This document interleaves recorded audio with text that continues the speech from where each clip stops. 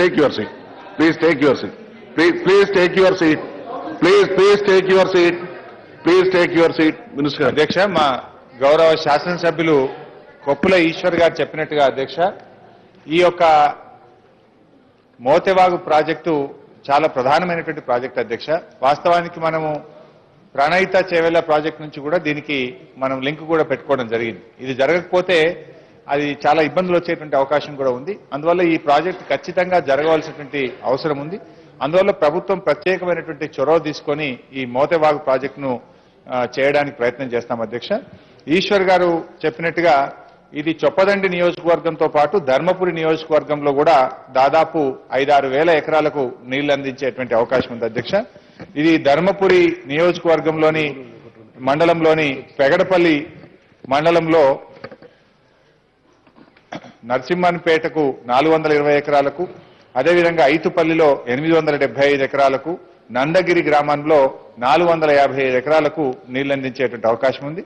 అదేవిధంగా ధర్మారం మండలంలో కూడా 2 గ్రామాలు పట్టిపాక, మల్లాపూర్ గ్రామాల్లో 3000 ఎకరాలకు నీళ్లు అందించేటువంటి అవకాశం ఉంది అధ్యక్ష. అందువల్ల గౌరవ ఎమ్మెల్యే గారు ఈశ్వర్ గారు చెప్పిన విధంగా దీన్ని ప్రత్యేకమైన దృష్టి పెడతాం. అయితే వారి నియోజకవర్గం కూడా ఇందులో ఉంది కనుక కలెక్టర్ గారు నిర్వహించేటువంటి సంయుక్త సమావేశంలో గౌరవనీయులు కొప్పుల ఈశ్వర్ గారు, గౌరవనీయులు బొడిగ శోభ గారు ఇద్దరితో కలిపి ఆ నష్టపోయేటువంటి కొరట్పల్లి, రామడుగు, షాద్నగర్ గ్రామస్తులతో కలిపి ఈ సంయుక్త సమావేశం ఏర్పాటు చేస్తాం. ముఖ్యమంత్రి గారు ఈ మధ్యలోనే తీసుకున్నటువంటి దాంట్లో భాగంగా మరి ఎస్సీ ఎస్టీలకు 4 గంటలు నష్టపరిహారం ఇచ్చే విధంగా కూడా మరి ప్రభుత్వం నిర్ణయం తీసుకుంది. ఇతర వర్గాలకు 3 గంటలు ఇస్తూ ఎస్సీ ఎస్టీలకు 4 గంటలు ఇస్తా ఉన్నాం. అయితే ఇక్కడ రామడుగులో పోయేటువంటి మొత్తం కూడా ఎస్సీ కాలనీ పోతుంది కనుక వాళ్ళకు కొంత ఎక్కువ నష్టపరిహారం ఇచ్చేటువంటి అవకాశం ఉంటుంది. సో ఆ రకంగా కొంత ప్రత్యేకమైనటువంటి చొరవ చూపి దీన్ని పూర్తి చేయడానికి ప్రయత్నం చేస్తాం.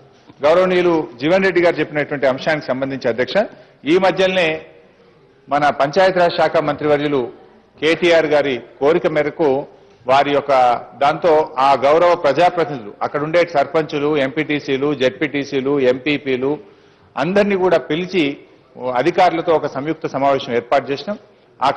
ఆ సమావేశంలో కరీంనగర్ జిల్లా జాయింట్ కలెక్టర్ గారిని, ల్యాండ్ ఎక్విజిషన్ ఆఫీసర్స్ ను, అన్ని డిపార్ట్మెంట్లను కూడా పిలిచి స్పెసిఫిక్ డేట్లు కూడా ఇచ్చినాం అధ్యక్ష. ఏ తేదీలోగా పూర్తి చేయాలనో స్పెసిఫిక్ డేట్లు కూడా ఇచ్చి దాన్ని అత్యంత వేగవంతంగా పూర్తి చేయాలని చెప్పాం. బడ్జెట్ లో కూడా దానికి 200 కోట్ల రూపాయలు మనం ప్రతిపాదించడం కూడా జరిగింది అధ్యక్ష. అంటే ప్రభుత్వం ఆ ప్రాజెక్టు విషయంలో చాలా సీరియస్ గా ఉంది. పనులు కూడా చేసే విషయంలో కాంట్రాక్టర్ ను కూడా పిలిచి మాట్లాడినాం. దాదాపు 400-500 క్యూబిక్ మీటర్లు మాత్రమే పోస్తా ఉంటే ఖచ్చితంగా నెలలో 1000 క్యూబిక్ మీటర్లు పూర్తి చేయాలనేటువంటి దాని టార్గెట్ కూడా వారికి పెట్టడం జరిగింది. ఇటు పనుల్ని వేగంగా జరపడంతో పాటు ఎవరైతే ముంపు గురైనటువంటి గ్రామాలు ఉన్నాయో ఆ గ్రామస్తులకు కూడా మరి పూర్తి స్థాయిలో వెనువెంటనే నష్టపరిహారం చెల్లించడానికి ప్రభుత్వం అన్ని రకాల స్టెప్స్ తీసుకోవడం జరుగుతూ ఉంది. ఎందుకంటే గత ప్రభుత్వ హయాంలో చాలా ఆలస్యం జరిగి, చాలా అవకతవకలు జరిగి, పుంకానుపుంకలుగా పత్రికల్లో జరిగిన అవకతవకల మీద వార్తలు వచ్చి మరి చాలా ఆలస్యమైనటువంటి మాట వాస్తవం అధ్యక్ష.